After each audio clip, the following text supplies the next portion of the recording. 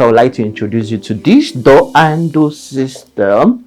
We are going to be installing it here as well, but in this door handle system, for those that want to gain access to a home and you want to come in, you don't need, not be every time that you will need, where's your key? I've lost my key, I can't find it, and here and there. You can just press it here, boom, it will unlock. You can use button, you can see all the button. You can just put a code, let me say 1 2, okay, let me 1 2 6 7, and it will unlock. You can use your fingerprint as well, it will unlock. But in case you feel like, okay, you don't have light, you don't know the code, you can simply use a key card. You can simply use a key card or a manual key. This is a port for manual key.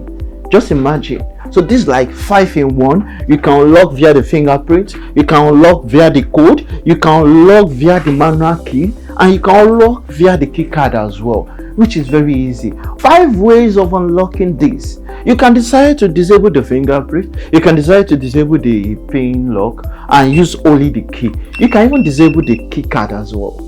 This is good for your hotel, for your home, and so on. In case if you have interest, ATEC Media is available for you.